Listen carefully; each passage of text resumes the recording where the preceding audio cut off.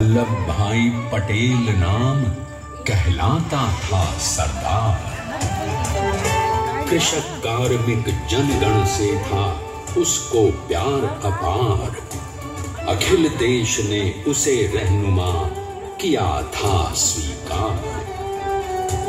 गांधी बापू का शिष्य, सत्य अहिंसा का अवतार, किंतु एक भारत करने को धर लेता हथियार।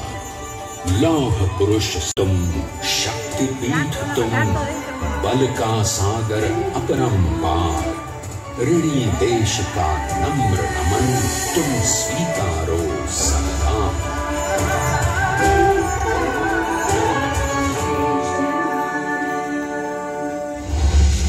1857 में अंग्रेजों को ललकारने वाले पहले स्वतंत्रता संग्राम के एक सक्रिय के इस बहादुर देशभक्त किसान और उनकी पत्नी लाडबाई के 5 बेटों और 1 बेटी में से चौथे पुत्र थे वल्लभ भाई। बालक वल्लभ ने करमसद के बाद नडियाद से अपनी हाई स्कूल की शिक्षा पूरी की। फिर 13 साल की उम्र में उनकी शादी भी हो गई, छोटी सी झवेरबाई से।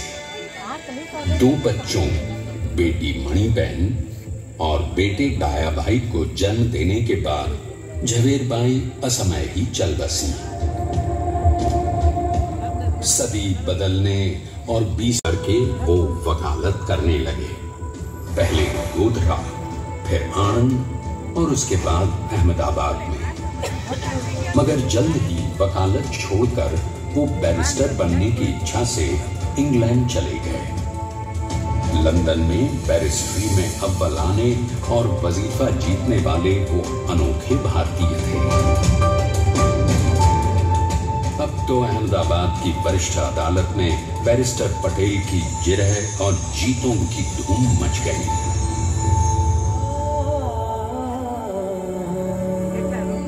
तभी एक युग पुरुष ने वल्लभ भाई के जीवन की धारा ही बदल दी। दक्षिण अफ्रीका में सत्याग्रह के अहिंसक अस्त्र से गोरे शासकों को संस्कार हमेशा के लिए त्याग दिए और अब वो अपने खेड़ा के किसानों को हक दिलाने के लिए बापू के साथ आंदोलन में कूद पड़े। अब उनके पैरों में जूते नहीं, गांवों की धूल थी। हृदय में भारत भूमि की शस्य श्यामला धरती। मन में थे गांधी और मस्तिष्क में एक नए स्वतंत्र भारत का सपना। के मजबूर मजलूम किसानों की यातना का समाचार उनके पास पहुंचा। तुरंत वल्लभ भाई वहां पहुंचे और यूं शुरू हुआ भारत का सबसे बड़ा और सफल किसान आंदोलन बारडोली। वल्लभ भाई ने बारडोली के 87,000 किसानों को ऐसा अटल अडिग अचल मनोबल दिया कि अंग्रेजी सरकार हिल गई और 1 बरस के बाद भाई के नाम की कस्में खाने लगे।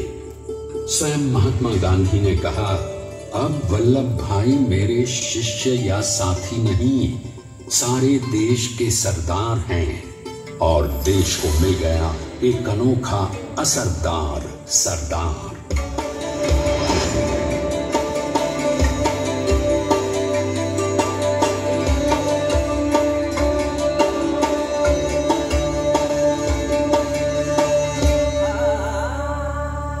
सरदार पटेल के नाम और देश 1930 के नमक सत्याग्रह और दांडी कूच में वो बापू से भी पहले गिरफ्तार किए गए। तो सन 1932 में फिर उन्हें बापू के साथ ही जेल में 2 सालों के लिए डाल दिया गया। मगर आजादी के दीवानों को, स्वतंत्रता के परवानों को कौन गिरफ्तार कर पाया है। जेल से छूटते ही सरदार को कांग्रेस के नए राष्ट्राध्यक्ष पद पर चुना गया और उनकी सरपरस्ती में राष्ट्रवादी भारतीयों ने तमाम ब्रिटिश सूबों में जीत हासिल कर वहां अपनी स्थानिक सरकारें बनाई। किंतु सरदार का सपना केवल सरकार बनाना नहीं था, उनका स्वप्न तो था एक ऐसे नए भारत का जहां हर रंग, हर रूप, हर जात, मजहब, तबके का हिंदुस्तानी एक साथ मिलकर एक ऐसा नया भारत बना सके जहां पूर्ण स्वराज के साथ सारे समाज को गरीबी, अशिक्षा, छुआछूत से भी आजादी मिल जाए। इसकी पहली रणनीति थी भारत को अंग्रेजों की गुलामी से आजादी। भारत छोड़ो, बस फिर क्या था, संघर्ष की रणभेरी बजी। 3 सालों के लिए सरदार पटेल को भी सत्याग्रही नेताओं के साथ जेल में ठूंस दिया गया। 2 सालों के बाद अंग्रेजों को बापू के सभी शिष्यों और साथियों को छोड़ना पड़ा।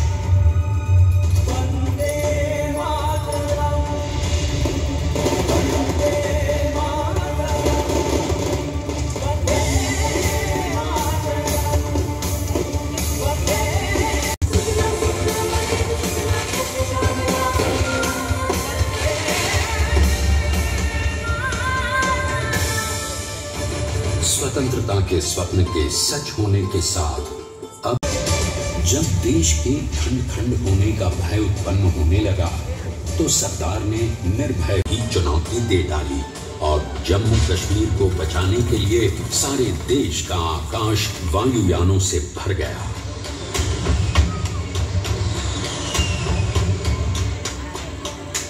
और फिर हैदराबाद और जूनागढ़ के भारत में विलयीकरण को पाकिस्तान से चुनौती मिली।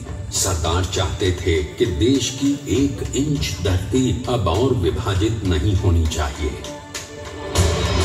नए भारत को एक करने के लिए समझा बुझाकर, मना कर 565 रियासतों को सरदार ने अपनी सूझबूझ, सदाशयता, संबल से एक नए स्वतंत्र भारत का अभिन्न अंग बना दिया। हमारे इतिहास में अखंड भारत के पुरुषार्थ का ये एक महानतम अध्याय है। जैसा उन्होंने स्वयं कहा था, हमें नए धागों को पुराने ताने बाने में ऐसे पिरोना है कि एक दूसरे में गुंथ जाए और बेहतरीन बनावट वाला एक नया भारत उभर कर सामने आ सके। अंततः अपने वज्र दृढ़ संकल्प से एक नया विराट विशाल एक भारत श्रेष्ठ भारत बनाकर दिखा ही दिया सरदार ने।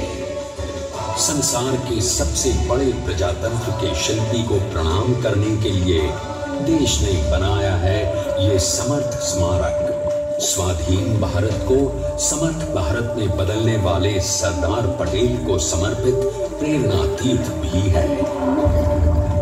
प्रधानमंत्री श्री नरेंद्र मोदी के नेतृत्व में बनी विश्व की इस विशालतम प्रतिमा के सामने आकर सारी दुनिया जैसे स्वयं ही नतमस्तक हो जाती है।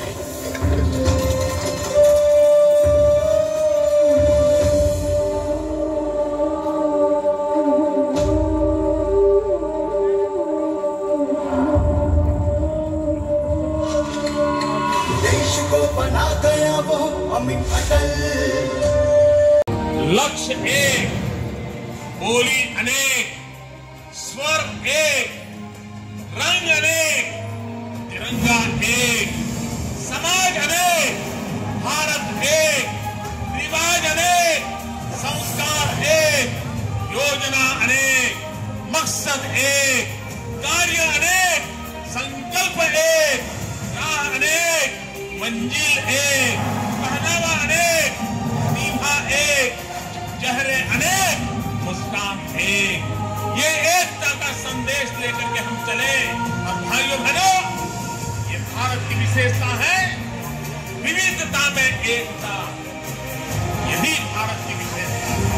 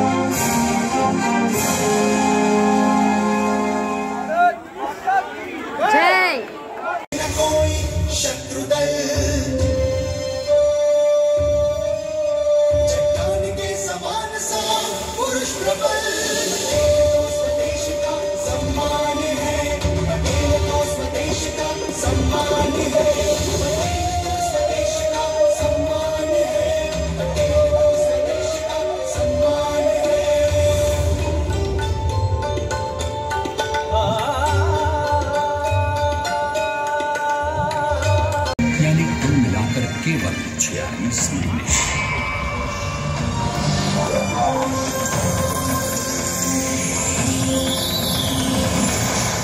अद्वितीय विशाल प्रतिमा जो सिर्फ आज ही नहीं बल्कि आने वाले न जाने कितने सालों तक यूं ही चमचमाती रहेगी।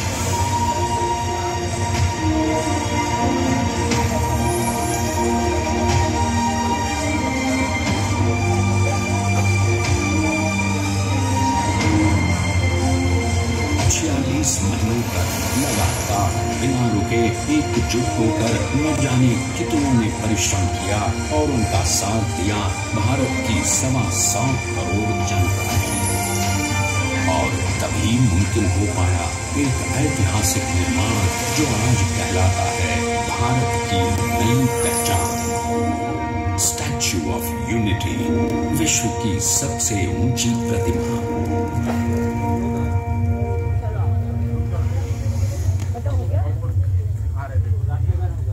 सरदार ने फोटो देखिए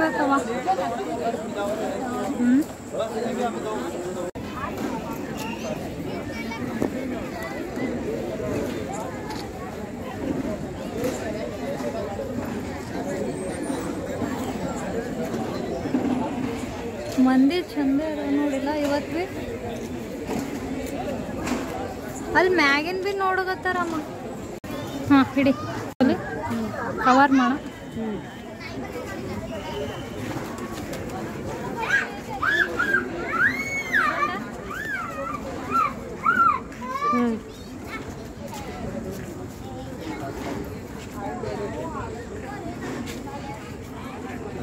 अब बैठे